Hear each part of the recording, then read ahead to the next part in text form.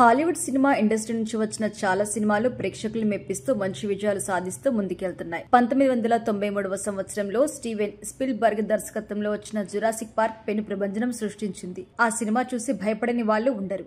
అయితే వాటి వల్ల అసలు ఏం జరుగుతుంది అనేది కూడా డైనోసార్స్ వల్ల చూపించారు ఆ సినిమాలో. అయితే ఇప్పుడు జురాసిక్ వరల్డ్ ది బర్త్ అనే సినిమా ప్రేక్షకుల ముందుకొచ్చింది. మరి ఈ సినిమా ప్రేక్షకుల్ని ఆకట్టుకుందా లేదా తెలుసుకుందాం.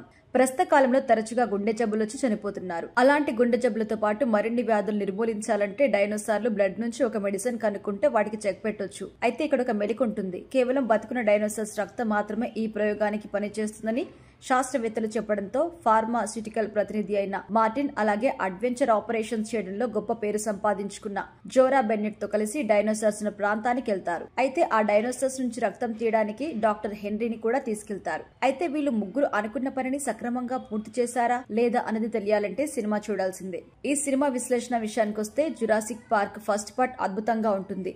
ఆ సినిమా వచ్చిన తర్వాత డైనోసార్స్ ని బేస్ చేసుకుని చాలా సినిమాలు వచ్చాయి. 2022వ సంవత్సరంలో డైనోసార్స్ డివినియన్ పేరుతో వచ్చిన సినిమా ప్రేక్షకుల్ని ఏమాత్రం ఆకట్టుకోలేదు.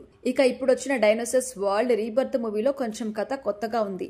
అయితే విజువల్స్ పరంగా చూసుకుంటే ప్రేక్షకుల్ని మంత్రముగ్ధుల్ని చేశారు. అయితే వీళ్ళు ముగ్గురు కలిసి మిషన్ గురించి మాట్లాడుకుంటూ ఉంటారు. ఆ వెంటనే వాళ్ళు మరపడవలో సముద్రంలోకి బయలుదేరుతారు. ఇక ఇందులో ఒక ఫ్యామిలీని కూడా యాడ్ చేశారు. నిజానికి ఆ ఫ్యామిలీ లేకపోయినా పెద్దగా వచ్చే నష్టమైతే ఏమీ ఉండదు. కానీ ఎమోషనల్ సన్నివేశాలు చిత్రీకరించాలంటే ఉద్దేశంతో వాళ్ళని యాడ్ చేశారు. ఇక ఎమోషనల్ సీన్స్ కొన్ని వర్కౌట్ అయినప్పటికీ ప్రేక్షకుల్ని మెచ్చుకునే రేంజ్ లో అయితే ఉండవు. కొన్ని సన్నివేశాలే క్యూరియాసిటీ రేకెత్తించేలా ఉన్నప్పటికీ వాటికి ప్రాపర్ ఎగ్జిక్యూషన్ అయితే లేదు. ఇక ఆర్టిస్టుల పర్ఫార్మెన్స్ విషయానికి వస్తే స్కార్లెట్ జాన్సన్ చాలా మంచి పర్ఫార్మ్ అయితే ఇచ్చాడు. ఇక మహర్షర్లా అలీ కూడా విభిన్నమైన సన్నివేశాల్లో డిఫరెంట్ గా నటన ప్రదర్శించాడు.